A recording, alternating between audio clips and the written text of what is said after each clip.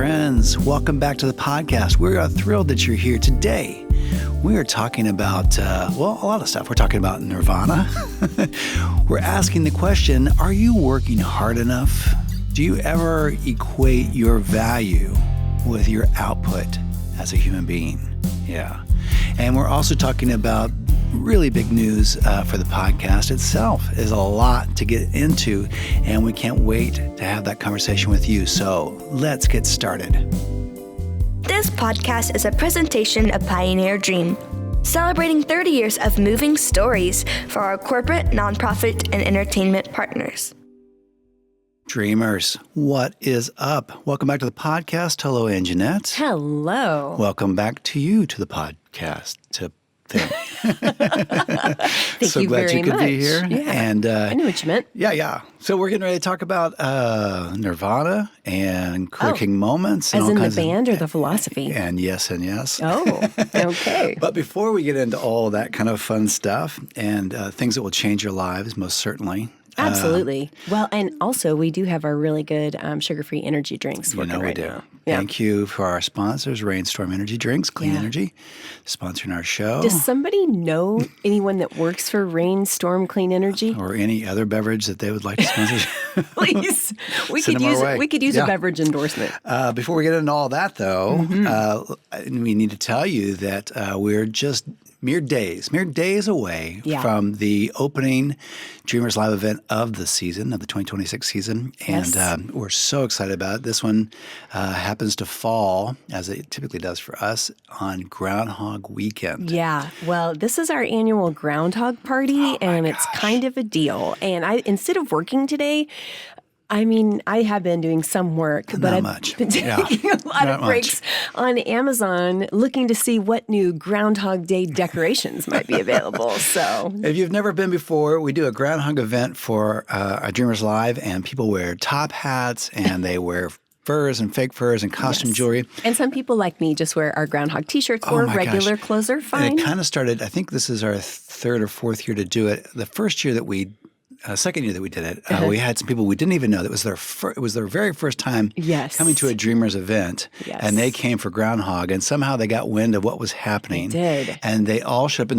and actually they were a little dressed up for the typical Dreamers Live audience. Mm-hmm. And then when you looked closer, it was four women. They were best of friends, and they kind of had these almost kind of 50s style tailored dresses on. They came in from Tulsa. And then when you looked at them a little closer, you realized it was all groundhog print on the dresses. Shout out to our friend Rachel. Yeah. Rachel's actually, she has a groundhog dress. Yes. And it is super cute. But her friends did too. I found the picture of it the other day. I think it's my gosh. In fact, I think the picture might be in the Facebook event discussion. I love it. There. Well, we kind of use Groundhog Day as an unofficial New Year's. Yeah, it's the second New Year's of the year. I feel like the New Year's comes too quickly and we're not really ready for it until February. But it's really just a ridiculous little holiday that I love in the dead of winter. And it's just a fun reason to get together. And we're doing it at Ambler Hall, which is a first for us. It's a great location. It's a performance center in the heart of downtown. And so we're really excited about that. It's a cool little venue. We will have Groundhog Nog. Yes. There. I'm pumped about it. I think we came upon this idea last time we did the podcast. Yeah, and we will also have a champagne toast, and all your favorite Dreamers will be there, and there may or may not be, there'll be some door prizes. The location we have at Ambler Hall also has a gift shop of sorts. It's such a cute gift shop. It's really beautiful. So they're going to open that for us so we can do a little pre-event shopping. So as our friend Mike Stairs would say, bring your folding cash, friends. Yes, because I'm sure they take cards too now. Well, they really do have. We were just over there checking things out, and they have some beautiful, fun gifts for Valentine's Day. So anyway, it'll be a fun night. So mark your calendars. That's on January 30th, Friday night. It's a cocktail hour. It's 5 to 7, Groundhog event. You don't have to dress up if you want to. I will tell you that we got top hats on the Amazon Amazons. We did. And I they're also, really inexpensive. I and have fun. a whole collection of extra bow ties that you could just And pop on your regular has clothes. it that there might be some buttons or stickers or things that people will pass out when you get there too. So if you are, don't be sheepish if you've never celebrated groundhog at this level before. Yeah. There will be people there to make you feel at home. Yes. And really quick, because I know we've got to move on, I would like to remind you that it is one of my bucket list items to go to the Groundhog festivities in Puxatawny, Pennsylvania, live and in person. Do you know how many things about that event are absolutely opposed to who I am as a human being? I do, and that's it's part a giant crowd of like 100,000 people. It's insane. And you have to bus there. You're not even in charge of your own transportation. There's no control. Are you serious? You have no control. Oh, it sounds You're so great. outside in the cold. I don't even know if there are bathrooms available. But think of you the have joy. to wait on somebody else to get you. You have to be determined on someone else's schedule. Oh, it's so horrible for you. I don't even know if there are liquid beverages or Listen, not. I think it sounds great. As long as there is a porta potty and I have groundhog nogs, It's we'll like be a good to go. giant mobile theme park. Yes. It is so epic. And even Punxsutawney Phil doesn't want to be there, but he's No, but he normally bites the handlers every year, which is gosh. pretty funny. Well, we'll watch it on TV for then now we'll have none until of I that. win you over. We'll have none of that at the DreamersLIVE event. But it'll all be festivity. So anyway, there's that. Also, as you well know, we have, of course, a couple of other podcasts, our sister podcast. Sister podcast. We have the God a Minute mini podcast, which Yes. I will say this particular episode is really funny. It's all about young love becoming forever love. That's our story. Oh my God, that's so sweet. And it was a funny story. It's a funny enough story that even our 14-year-old thought it was funny when I recited it to She her did? in the car. Yeah. She laughed. She smiled at you. I don't know about that. But so then, and it also includes your original song, Lucky Charm, and you kind of give us some backstory on that. Oh, yeah. It's a really fantastic song. And that's nice. It'll be like an earworm when you get a hold of it. It's a happy one. And then on the ever so secret, nobody knows about it, Mystics podcast, Yes. which is our spiritual podcast. Spiritual. The current episode is entitled "The Gospel According to Madonna." Oh, yeah. And you're not talking about Madonna, the mother of Mary. No, I'm talking You're about Madonna, the pop star. Madonna. Yeah, the who queen of pop, apparently I guess. will live forever and is I still know it, man. like really muscly and so hot. anyway, it is well worth a listen. It's a lot of fun, and then also if you missed the last Dreamers, if this is somehow your first Dreamers Live podcast episode here, go back and listen to the one before this, A Reason to Hope. It's super, super good. Yeah. And I promise that if you listen to any one of those three podcasts, you will feel better when it's over than when you started. That is right. It is winter, and we need the world is crazy, and we need reasons and to speaking smile. of world and crazy, Nice I have to let you know. transition. I have to let you know that big changes are happening for us in 2026. Oh, And do I know about these? Yeah, well, I think Something so. you want to tell me? Yeah, you've heard the term open marriage before, right? Okay, wow, ew. Yeah, no. Let's close that. We are making changes. One, we have just released our first episode of the Dreamers Live podcast, or the Dreamers newsletter, which we're calling the Dreamery. And it's a super funny thing. It's got a little note from us. It's got columns and funny stuff to read. And it just keeps people highlights about posted this, on all of the Dreamers stories Coalition. behind music and all that kind of stuff. It's a ton of stuff. So if you're not on that mailing list, let us know. Message us, and we'll get your email address and add it to it. Okay. And then you also need to know that we are changing the name of the podcast. What? Wow, this is a big announcement. Well, but we're not so going to here's say the what thing. it is yet. Yeah. You No, have to, because we people are? won't know because it'll show up in their inbox in a different way, and they won't know what that is. So we have to let people know. But, all right. So here's the thing.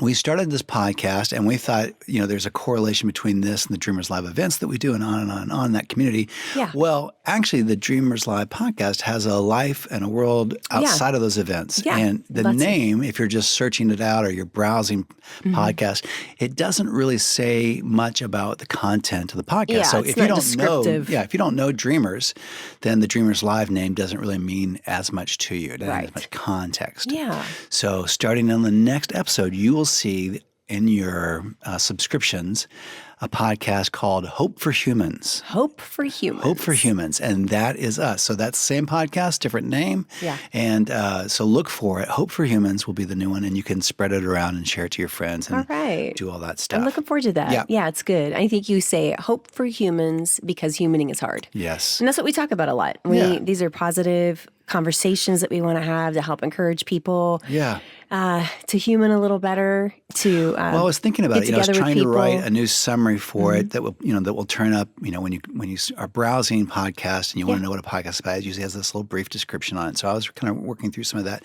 And that's the reality of what we do. We're not inventing, new things here and all that kind of stuff. Really what we do is we draw your attention to tools that you already have, and we kind of show you how to use them. And by doing that, you kind of make your own little world better. And so there's a lot of stuff that we can't impact. I can't change global politics, and I can't change the disparity of income across the world or do all those kind of things. But we have this little sphere of influence in our lives.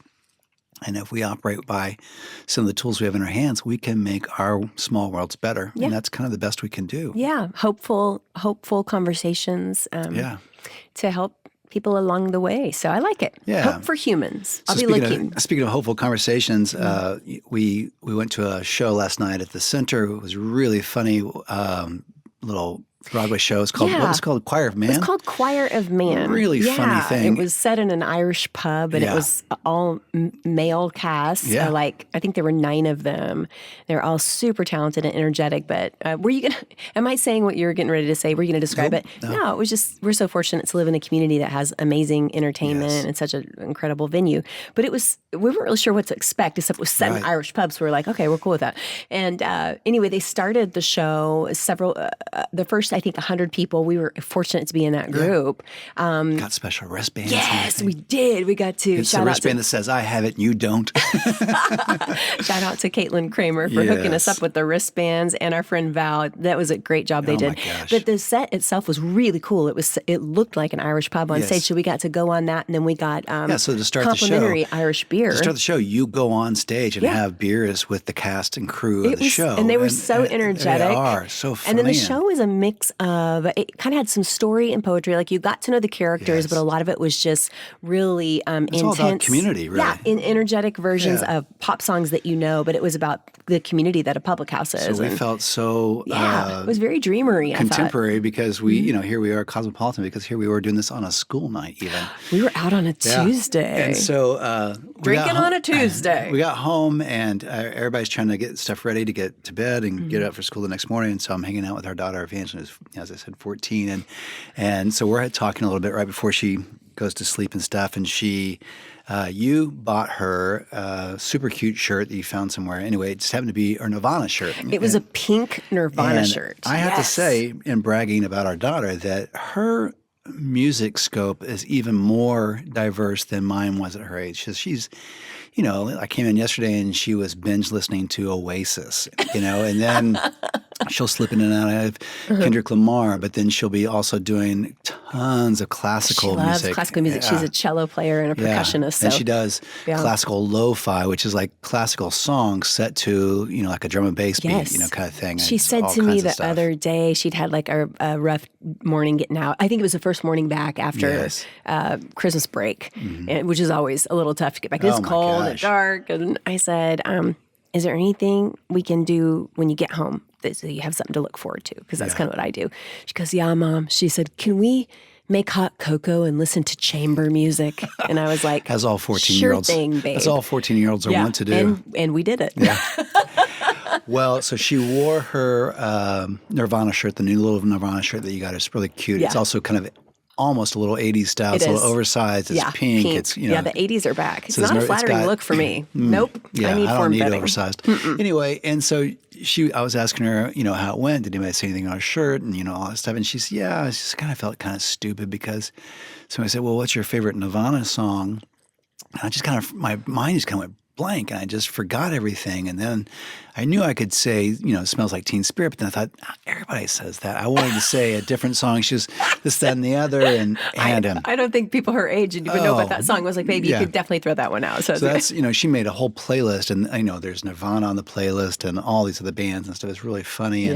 And I'm really secretly very proud and touched that a lot of the music that's on her playlist that's more than 2 years old is music that we've introduced her to. Yeah. So it's really cool. But anyway, so we're sitting there and we're sitting on the bed and she's kind of getting ready for bed and all that stuff. And so I said, we were talking about Smells Like Teen Spirit, and I was saying, there was a book that you and I read a long time ago called Generation X. I think it was just called X maybe. Yeah. And this guy was talking about our generation, Generation X, and things that have happened in our generation and what we're responsible for and all that kind of stuff. It's kind of almost a little bit of it wasn't intended to be a love letter to Generation X, but it kind of was. It was cool. And so then he was talking about what he described as this Cooler King moment, which is the moment when, like, if you're in a office scenario and they have the little water cooler there and people kind of get there, and that's usually where somebody will say, did you see the game last night? And then you have these conversations. Did you and all see the episode of The Office? And he was saying he's trying to describe this moment where the night before he got home and MTV was kind of still a thing. And he's sitting on the couch, and it's not heralded or announced or anything because nobody knows really who Nirvana is in this moment. Yeah.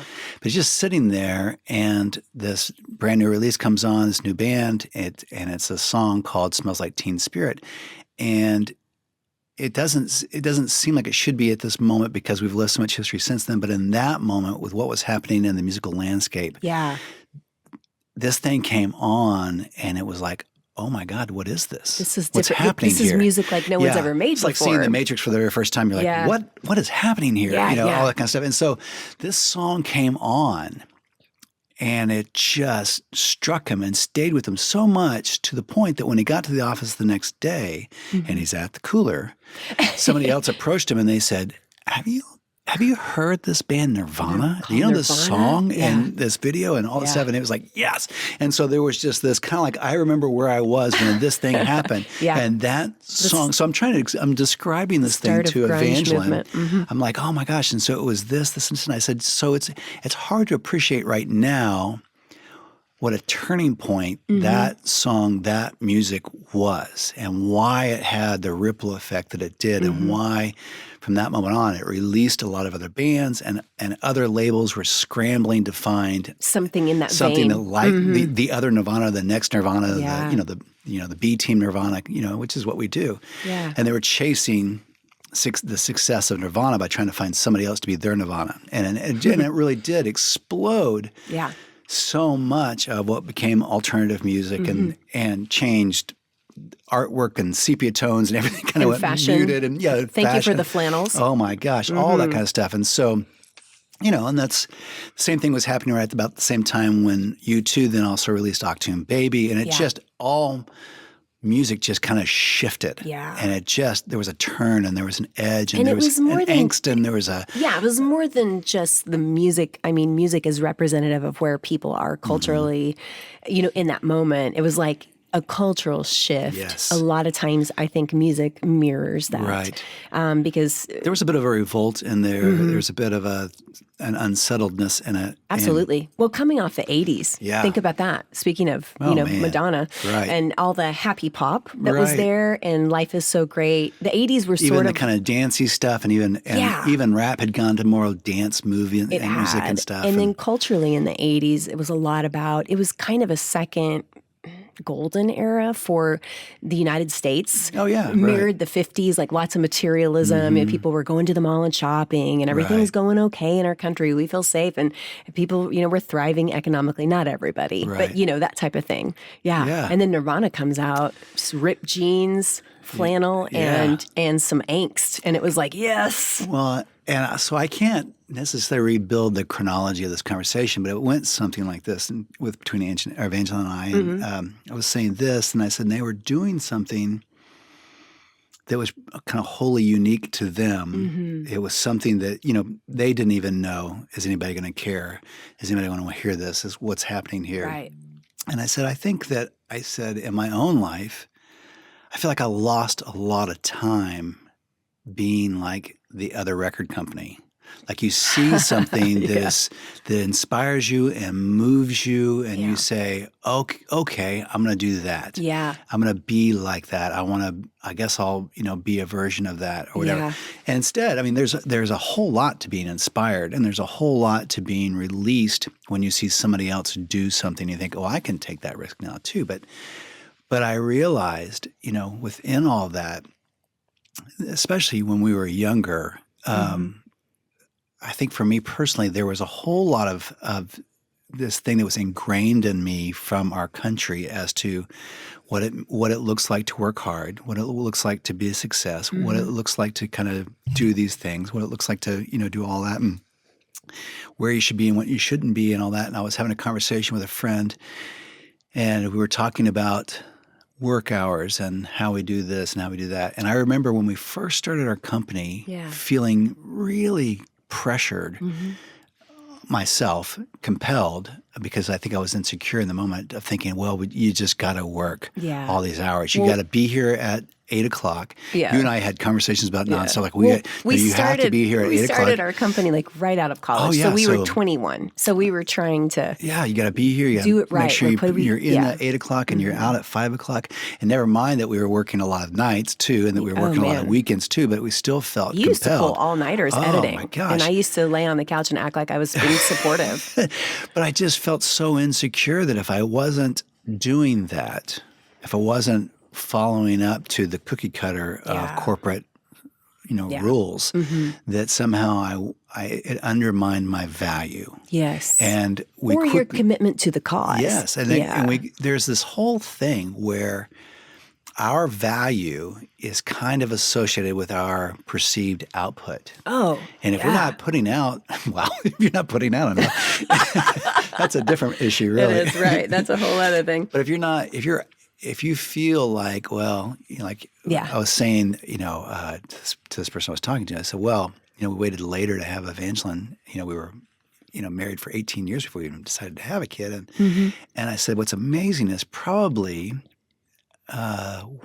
we have been together as a family for maybe 90% of our breakfasts and dinners. Yeah. It's odd for us to not be able to eat dinner together. We've we've tried to keep that protected. Here you have this thing, like if you take a poll and you ask most Americans, and I'm sure actually most people in the world, but if you say, give me your top 3 priorities, top 5 priorities in life. Well, it's going to start with family. Sure. It's going to start with friends and connection community. It's going to start with, it's going to go with health. It's going to be that kind of stuff. And yet the very things that we say we value the most are often the things that get sacrificed the easiest for this other thing we call work. Yeah. And we feel obligated, not just in an income way, not just in the responsibility way, but in a value way. Like my self perspective, my self reality. Am I a good human being? Well, how hard do you work? It's absolutely. How long do you work? Yeah, it's productivity equals value. Yes. And I think this is a particular trap in Western civilization, but particularly in the United States of America. Yeah. It's because we have a country that is full of ideas and entrepreneurs and hardworking people, and monetary success is a high value. And so we equate our value with the role that we're playing in that. And that can be good. But I know and I know this is for men, it's a struggle as well. But for women, I feel like I've spent the last probably 5 years trying to teach myself or know what I know inside, which is I am not what I produce. Yes. I am not the hours that I work. Right. I am not how many hours I can do for the parent support group at our daughter's school and church and friends and family, or how I can always be there. I'm going to let people down because I can't keep this level. And funny thing is, no one was ever keeping me at that but me. Right. But that's it. We've bought into this system. So I think for women, it can be difficult because it's also productivity within your family. Oh my it's gosh, productivity. yeah. I mean, if someone said to me, what is it that you... There's a certain value to being the person who gets that thing. Mom's always on the spot. Mom's always got this covered. I got it. I got this. I'm coordinating this. Yeah. I'm on it. And that can become all of your I feel that pressure, value. even in our little family group, that dad's the one who can always fix everything. Well, you are good at it. You save us a lot of money by fixing things. But it's the thing, like there's a certain level of esteem. Yes. You get like, oh yeah, I'm the dad who fixes the stuff. Or I'm the dad who always gets, comes up with the surprises. Or I'm the dad who always finds us the thing to watch on TV or whatever that thing is. Yeah. And, and about a year ago, we did this thing on, the 20%.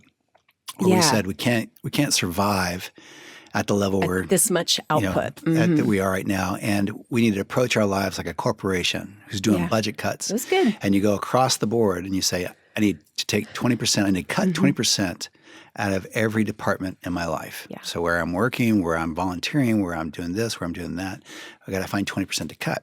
And in that conversation, I think it's maybe the place where we first did this phrase, it's not what, it's why. Yeah. So opportunities come up, requests come up, and we feel compelled to say yes to those. And why? Right. Well, part of it is because we fear that we're going to let somebody down. Or part of it's because maybe we're afraid that no one else is going to do it. Or part of it's because we get esteem from being the super person that does it all the time. Exactly. No one can do it like you can do it. Yeah. I just knew she would take care of it. Oh, she's such a go-to person. And all that kind of stuff. And we get dopamine. We do. From being the person that always is there on the spot. And that's why the busiest people that always are the ones who get asked to do more things. Right. Because people see that they're, are going to do it. Well, and there's good in that. But man, boy, the older you get, the more you realize you only have so many hours in a day, and days in a week, and a life. Another element of this, or another picture of this, is the thing where somebody says, "How are you doing? Are you busy?" Yeah, and we get a little joy kick from saying, like, "Oh yeah, man! Oh man! I'm sorry, I can't do that. I'm doing this, and this," and we get a little thing about being the busy person. Yeah. Oh, sure. It's because it says, "Oh, this person is so important. They're busy." They're busy. Yeah. But we always reference my dad. But he's one of the wisest people that we know. But he makes a habit when somebody will say to him, they say, "Hey, how you doing? You busy?" He say, "Not that much." Yeah. Like, no, fine. But don't you feel suspect of him? Why aren't you busy? Why aren't you sweating it? Why aren't you up to your eyeballs? Why aren't you stressed? But the truth is, he has structured his life in such a way that he has time to prioritize people. Oh my gosh, isn't it hilarious? This whole thing, this way we get this whole backwards thing, but we will download apps on how to be calm. We'll download apps on how to be peaceful. Yeah. We talk about work-life balance all the time. Right. And yet we do all the things that are against that one thing. So the idea of working less or working smarter or being okay with a 4-day work week, or being okay with taking vacation, or being okay with just saying, no, we're going to do this, or just be home this weekend, or whatever it is. Yeah. Somehow that feels like a luxury. It does, and that's ridiculous. Yeah. And the funny thing is, and I know you and I had this conversation when we first started our company. Yeah. It was like, who created the 40-hour work week? Yeah. Which, by the way, we worked way more than that, and probably wasted some good years in our 20s and 30s. Well, but that's the thing. We bought into that. Again, it's not what, it's why. So for us in that moment, that was a passion. We were hustling. It was a passion job, and we were excited about building, trying all these things and doing all these things and doing music videos and doing movies and going places and doing all that stuff. So, and we didn't have the other pools on our time. That's right. Family, and we were doing it together. If I had been doing that on my own, or you were doing it on, it would be a whole other thing. We would have never seen one another. We were partners. We were doing that. So, we got to spend all of our time together. We got to do fun stuff. So yeah, definitely. But when things shifted, as we got older, and some of the big fancy dreams didn't come true. Pretty much none of them did. But no, that's okay. Yeah. We're still living the dream. We tried to hold ourselves to that type of a grind, because that's how we valued ourselves. Right. I was super busy. I'm doing this. We've got this going on. We talk about multitasking and I have got skills at multitasking. I can do about 4 things at once, but if I do that, I'm not enjoying or focusing on any of them. Right. And these are the things I've been trying to unlearn in my life as I get older and hopefully a little bit wiser. You know, there's no reason to do that. That's part of our culture. You know, it's like part of what our country was based on was this sort of the Puritan work ethic. Do you remember talking about that? Yeah. That's basically that we would define ourselves by how hard we're working, what we're building. And our output. Yeah, and there's a time for that. Like when you and I were younger, we were building our company and we really believed in it. There's seasons for things like that, for sure. Absolutely. But when that passion starts to wane and you're still holding yourself to those expectations, man, that's a quick road to burnout. It's a quick road to disappointing your family, your children, and everything else. Well, as people have said in the past, we're not inventing this phrase, but you know, no one says on their deathbed, God, I wish I'd spent more time at the office. Yeah. God, I wish I'd spent more time working. Yeah. If there's any regret, it's like, I miss the family. I wish I could be with my family. You know? Yeah, that's absolutely right. Yeah. And we have a bit of a luxury that, you know, other people with more traditional jobs don't have in that amidst the downside is the financial insecurity, the lack of a regular paycheck. Sure. The upside is there is freedom to structure your own schedule. That doesn't mean you still have the same amount of things to get done. Right. But if you see somebody, you can stop and spend time with them. You may have to work a little bit later that day or, you know, whatever that is. But I mean, how do you get out of that trap? Because it's so prevalent in our culture that we're defined by our productivity. I was thinking about that. Because I really wanted to encourage people. There are a lot of people, especially as I think the economy is changing and work is changing and what that kind of looks like is changing. I think there's a couple of cautions and I think there's a couple of opportunities. One of them is to stop holding yourself to an antiquated sense of work and work ethic. Yeah. Because it's simply just not a reality. It's a thing that it's kind of been put on us. Yeah. But it's not reality, and it's not a happy life. And if the goal is a happy life, if a goal is a joyful, fulfilling life, then do the things that bring you joy in that. Some of that's going to be work, but a lot of that's going to be family and friends and exploration and going to different places and seeing different things. And that is the fullness of life, not just locking yourself into a 50-hour work week and waking up one day going, what happened and where to go? Yeah. So as we say, it is so much about asking. It's not what, but why. Why am I working this much? Why am I going or why am I not going? Yeah. Why am I doing this or why am I not doing it? Who says I have to do it this way? And then asking ourselves, what actually works best for either what I'm trying to achieve or for my family life, my life here? I think that's a big part of that question. Yeah. Why? And I think, it is all about the why. I mean, like, for example, if we, and again, we have a non-traditional work situation, but there are times where, you know, by 3 or 4 in the afternoon, you know, you can tell you're spinning your wheels at work. Yeah. But there are projects that you're doing at home, being with your family, renovating. You know, sometimes we're renovating things. Here's a little secret just to make me look good. I had a window this afternoon where I had a couple of things I was waiting on for work, and I had a window where I really just didn't have that much to do in that 45 minutes. Okay. And this is at work? This is at work. I just didn't have, because I'm waiting on some other stuff, and I just didn't have a lot to do. So I could put myself in the office and I could just, you know, kind of twiddle my thumbs and do all that kind of stuff. Return some emails or whatever. Or if I went home right now. Right. And I was alone for 30 minutes, I could knock out these 4 things and be done. Yeah, now, that you needed to do. It's in the middle of the day, though, man. And you're supposed to be at the office. And you're supposed to be doing these things. And I'm going to tell on you. You're required to be at the office. Actually, because we're self-employed, we have that privilege. Right. I'm not. Yeah. So I left. But we would still hold ourselves to that. Yeah, I left. I went to the house for a second. I took care of those 3 or 4 things, knocked them out, makes the rest of the weekend so much better. Yeah. And then I came back here and I worked on the things I needed to work on. Yeah. But there was still this thing saying, you're supposed to be at the office right now. You're supposed to be at work right now. Well, and I think for people who are in a different work situation, and hey, by the way, this happens too. We know a lot of people that are retired and that are volunteers, and they are working like dogs as hard.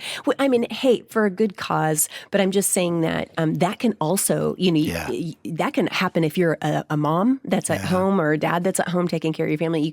These same things kind of get on all of us, whether you're volunteering or it's rejecting being confident enough to be countercultural. Yes. Because it's such a value, but it's killing a lot of people in our culture. So it is tough to reprioritize your time. And especially when other people say, oh, you were at home today from 1 to 3, or like it's their business. But those things happen. And so you treated your family like they're more important than your job? But for example, we're in a spot right now where our daughter's 14. Yeah. And we, unfortunately, because we're older, we know what time is, and we know how years go. We know what high school's like. So 4 years left with her. You and I have prioritized our finances around being able to take trips, travel with our daughter, go places. Because now's when we're living with her. That's right. Now's the moment we're making memories. Now's the moment where we're kind of helping shape her view of the world, opening her up to things that she might not see or consider otherwise, helping her shape her values. And now's the time where we can make her go on vacation with us. So there's a thing where you can start thinking, well, you just did a trip like 6 months ago. Right. Or you just did a trip like 3 months ago. Sure. Are you sure you should be traveling so much? Well, but why? Thing, why not? Well, and this is everyone's priorities are different, but for us, we may say no to, like, here's a good example. Your car is near death, but we drive them forever, and it's smarter. I feel like it's smarter to do that, but we're not settling ourselves down with other debt. You could get a new car, and you probably should. I mean, like, yours isn't roadworthy, go to Tulsa, but we have prioritized any extra money we have to try and save it for these experiences to have with our daughter. Yes. And so that's not to make us look good. Everybody has different priorities. But I will say that there's a part of you that feels a little guilty or a little suspicious of yourself. When you go on another trip, you're like, oh, really? You guys just went to whatever. I don't know why. And occasionally you can even find yourself thinking about that for other people. Like another family takes a trip, like the neighbors take a trip, and you're like, wow, it must be nice. They were just gone. Yeah, that was nice. And why? Why aren't we celebrating those people? Why aren't we celebrating their chance or their opportunity to do that? Why aren't we applauding that? Man, I'm so glad you guys are getting to do that. That's amazing. Yeah. Your kids will remember that the rest of their life. Who knows what ideas will be seated in their brains because they got to go on that trip and see those things and do that stuff. That's so amazing. True. And I was thinking about when our daughter has been involved in musical theater, and there's like 10 days in the summertime where the parents become the crew for this amazing organization that we have in our city. Yeah. And but it requires people taking off their vacation time a lot of times in doing this. And people could say, why would you do that? Why would you, not work? Well, I mean, I know the parents that are involved in this organization, they know that these are special times that they're creating with their kids. And so I think a lot of it is trying to be brave enough to look inside and say, why am I spending, like we were talking about, why am I spending all this time focused on work? Is that completely necessary? What if I were to truly take a look at flipping this and prioritizing what I say is most important to me and structuring things that way? And then the second part of that, if you can get through the first part, is being able to tell people why when they, we call it the press release, which, you hate that you need that. But I love what you just said. That's so great. People, oh, wow, you guys are going to a trip? You just, well, we really only have 4 years left with our daughter, and we want to make these experiences a priority for her. So that's what we're doing. Yes. So being confident, I think, enough, or saying, my kids are little right now, and I was working too much, and so I am going to quit this second part-time job so that I have more time to be with them. I mean, it's great. Yes. Just telling people, honestly, it doesn't have to be snippy when you do it. But the point is, this is what we value, and it'll shut them up pretty quick. Well, and I just want to encourage you guys that, I mean, if you're embarking on something that looks different than everything else around you, if you are embarking on a different phase in life, if you're trying something new or whatever, I think feel free to ask the why question, and feel free to be okay with it not looking like the traditional setup. Yes. Not looking like the thing that everybody else does all the time. Yeah. And and be okay with that. Yeah. You don't have to go back to the 1950s and have someone, shame you for working 30 hours a week. Yeah. If you can get what you need to get done, what you want to get done in 20 hours, 30 hours, by all means do it. Yes. And live life. That's the yes. the beauty of even being here and doing all this. Yeah.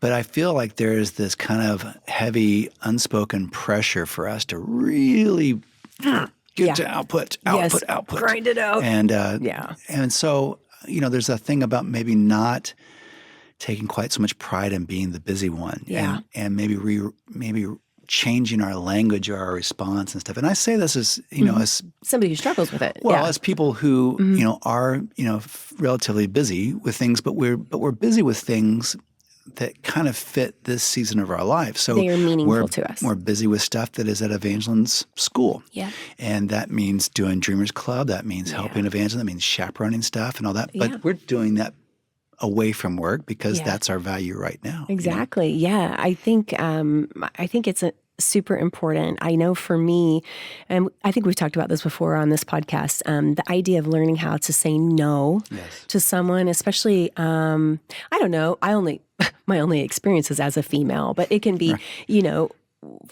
for someone who took a lot of pride in being the one who could get it done, the productive one, who could come up with the solutions. I also enjoy that, but I got to the point where it was kind of killing Independent George, as they would say on Seinfeld. Saying no got easier for me. Yeah. And you can also say no in love. Yes. Oh, absolutely. I'll never forget the first time I was in a board meeting. I was on the Allied Arts and Humanities Council. This was when this first started occurring to me so many years ago. Mm-hmm. And someone said, I was thinking you'd be perfect for this and da-da-da-da-da. And it was so funny. I had to apologize after because I said no, like that, just no. And then I went, I'm sorry. I said, that was my first time to ever say that. And everyone laughed. But I said, thank you so much. Yeah. I am flattered that you would think I would be good at it. Yeah. And I wanted to be like, and I would. But no, I'm just kidding. I would rock it. Yeah, but I just got too many things and I can't do it right now. Right. Had you thought about so-and-so? But I guess my point is that had to become a habit for me. Yes. And it's something that I had 2 things today that someone asked me to do. One of them I felt shine on. Yeah. We talk about shine, where you feel mojo, you feel drawn to that. Mm-hmm. The other, not so much. Yes. And so I had to politely say, I am so sorry. That sounds like such a neat event. Right. I am not able to do it on that day. And thank you for asking me. It gets easier, and the press releases as to why you've prioritized your time differently than everyone else around you has. Yeah. It gets easier when you do it. And then there's a freedom that comes. And, when it does come, it's like a breath of fresh air, dude. Yeah. It is like, yes, my life can be different. I like the description of, I think your dad mentioned this phrase, which I think really fits what you're saying, but I think at some point he said that would not be a good use of me. Oh, that's such a great phrase. And it wasn't like he was trying to get. It's not like he was trying to get out of manual labor or something, or helping or serving or whatever. It's just he knows his. We have talents. Limited time. We have limited resources. We have limited brain bandwidth and all that stuff. And so we have to kind of pick and choose the places we go to, and what we do, and where we expend that energy. But and how we can help. Yeah. So saying, that's a really important job. Yeah. It's a really necessary thing. That's not a good use of me. Yeah. I'm needed over here to do these things. Yeah, a recent example I have in that, just as an illustration for people, because everybody knows what their strengths and gifts are. Not everybody does, but a lot of people are familiar with their good at it. Mm-hmm. We were speaking at an assembly at Central Middle School on behalf of DreamersCLUB. And it was amazing. It was just amazing. I feel like the 8th graders took it in. They were, I don't know. They were forever changed. Maybe. The future of America is safe, friends. There were some good things about it. Yes, You're it like, was middle good. school kids. But anyway, we were getting ready to set up. You and I are getting ready to kind of trade off speaking. Mm-hmm. We're going to have a panel with kids, this whole thing. And we have some of our DreamersCLUB kids. And they are going to be passing out candy. We do bribe kids with suckers. And then they had some cards to pass out and different things. And so you're getting ready. You're checking your notes, making sure all the audio visuals are working. I'm in charge of kind of getting the kids together. And then I realized there's 250 of these postcards that have like our podcast stuff info on it and like tips to take home with you. And there's 4 kids and they've got to get them out to all these kids. And I'm standing there beating my head against my own brain wall, thinking, what's the most efficient way to get these cards out to these kids before they leave? So I know you need a strategy for something. My mind does not work well in numbers and systems. Yeah. Like we used to do events all the time and I could do the decorations and I know where to tell the people there. But when it came to getting people through the food line, I had no idea how to tell them what to do. So our daughter has that ability. She was there and I got one of their kids. I say, hey, can you figure out the most efficient way to pass out these cards? They look at each other. Yeah, 4 on this side, 2 here. We'll do it at 250. I was like, oh, okay, great. But it's like your own little AI. It was perfect. I was like, and God bless. But the point being that I could have spent all of my time. That is not a good use of me to figure out a system. A good use of me is to coordinate the people and to make them feel special and to pick out festive snacks. But you guys know what you're good at. Yes. You guys know where your shine is. And so it's okay to say no. Yeah. In a loving way. Here's another thing that I'm reminded of. We've talked about this book before, the book, the 4,000 Weeks book, and I wish I could remember the guy's name that wrote it. But anyway, if you go to something Oliver, maybe. Yeah, I think you're right. And I think it's Oliver Burke, maybe. That's exactly it. Nice. If you go to Amazon and just type in 4,000 Weeks book, you'll find it. And it's a good so worth book. it. I'm going to reread it, but okay. But in this book, will you tell me about it when you reread it? Okay. In this book, he's talking about this whole kind of thing and this burden we feel to be productive and this whole deal. And it addresses this whole stuff. The very stuff we're talking about right now. And what's interesting about it is when they go back and they look at it scientifically, they map our output and they map our efficiency and all that kind of stuff and how optimized, work schedules should be based on the general humans. Yeah. It comes out that we are pretty much efficient and really optimized for work, for whatever it is we're doing, for about 2 hours. Yeah. In a day. I've heard that. In a day. That's all we can really focus. And when he goes back and looks at the people, these kind of icons of brilliance, whether in art or in economics or in physics and all that kind of stuff, all these brilliant people. Yeah. That was their thing. They would get up. The very first was it thing Thomas they would do, Jefferson, right? All these people. He worked like 2 hours a day. Yeah, he'd get up. The very first thing he did was this, then this, these things. He gave it 2 hours. Yeah. And after that, the efficiency, the optimization, the quality of everything else that happened after that was on a decline. Started dropping. Yeah. Isn't drastically. that interesting? And so, but if you were to go and say and propose, hey, let's do 2-hour work days, people would lose their minds. Well, First of all, they wouldn't know what else to do with themselves the rest of the day. That's so true. But there is a thing about saying, just because you're working harder doesn't mean you're doing it better. Just because you're working longer doesn't mean you're actually putting out better stuff. But we would make ourselves, stay at the office until 5:30 or 6 or whatever it is, and the truth is, we all do this. We work in fits and snatches. Is that what they call it? I wouldn't. That's a weird. Is that the right? We'll just leave it there. Fits and snatches. I don't know. That sounded weird. But the point is, like little things, and then like me. I'm a good example today. Instead, I was going on Amazon looking at groundhog decorations, which is sort of part of my job. But it was. But you know what you did? You saved it for the time when you could use that. It is, it is a job, but it is also entertaining, and it's not the same as crunching numbers. Exactly. So when you got to the afternoon, after you've already done your other 2 hours of kind of focused, intentional stuff, writing or sense. Thinking, or music or whatever it is. So, I think the key to this and so many things is we do not have to buy in to what everyone around us is doing. Yes. And you and I are kind of wired to be like, we don't have to do that. But it's tough for people. I will tell you that when, as the band The Decemberists would say, the wanting comes in waves. And when the wanting comes, when the passion hits you, then yes, it's okay to give it those hours. It's okay to explode in that a little bit. It's okay to do that stuff, as long as you're not neglecting your people around you and you're eating and stuff. Yes, and you're paying your taxes. But it's also okay to be your own thing and do your own thing. And like Nirvana, this is what's right for us. This is what I'm doing right now. And it might not look like or sound like what everybody else is doing. And you don't have to copy that. That's right. And that's what was so fascinating. And so we just take that pressure, that kind of, this thing that's kind of been mantle thing that's been set on us as Americans. Yeah. That says, okay, you have to do it. this way. That's right. If you're going to be a good citizen, a good American, you're going to do this. But that was the beauty of that Cooler King moment that we talked about. Yes. We've all had those. When Nirvana came out, this is just an example of, different things that happened. It was so different and so fresh and otherworldly that everyone took notice. Yeah. And, we can be like that in our lives. I mean, if we're being true to things that we're sensing and feeling in our heart and mind and we're following through, we can, in a way, be an inspiration to other people that are stuck in that rut. Right. Hey, I noticed you're not working, these 90 hours. How do you do that, man? But most of us are looking for permission to be happy. Most of us are looking for permission to get out from underneath this heaviness, this heavy load that's on us in most cases. Yeah, and it happens in work. It happens in parenting. Right. There's a culture of being, this is another podcast for another day, the perfect parent that spends every moment attentively dealing with every, just your entire focus. What does it make you a good parent?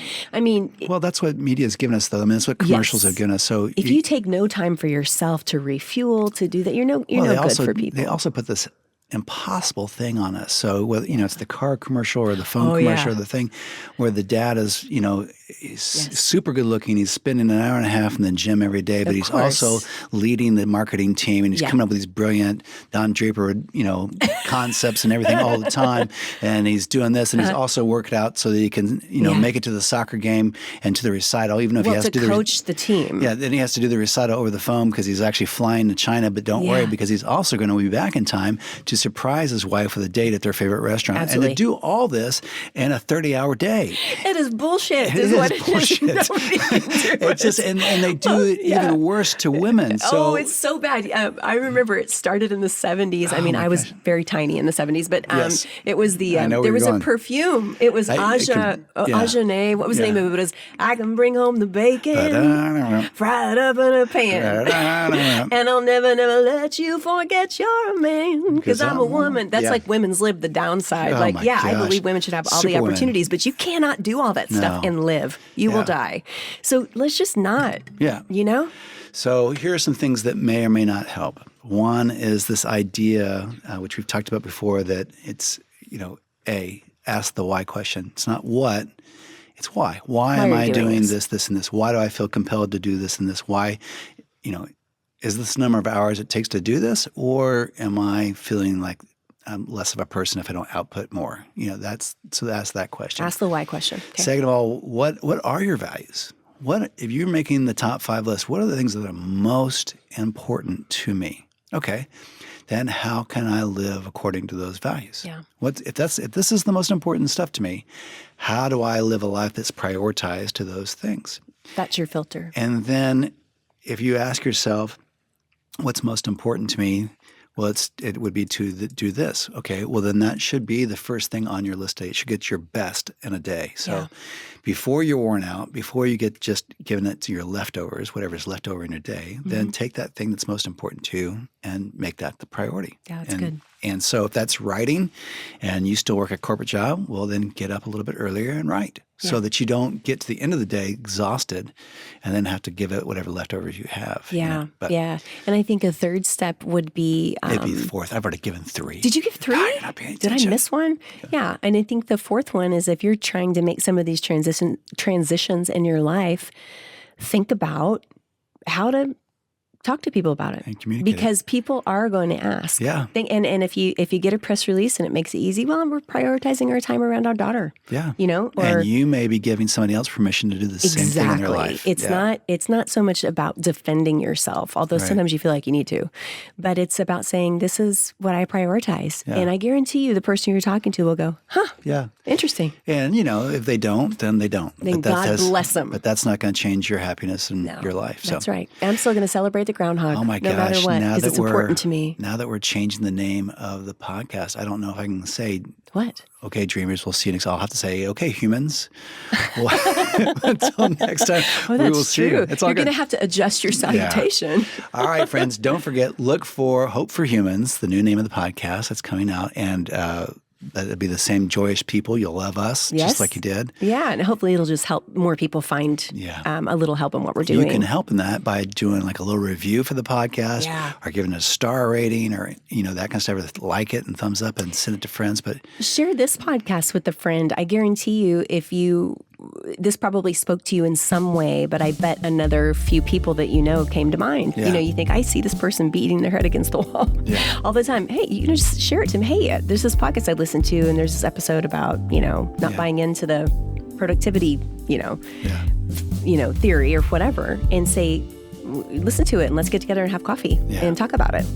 It's a good way to share the podcast, and it's a good reason for you to get together and have some community with somebody. Absolutely. All right, friends, we will see you next time. And until then, peace out. See ya. Thanks for listening. We'd love it if you would like and subscribe to the podcast and then share it with the people you know. We want to include as many people as possible in the conversation. Also, be sure to check out our Got a Minute Mini podcast, which pairs funny stories with original music all in about 15 minutes. Thanks! This has been a production of Pioneer Dream.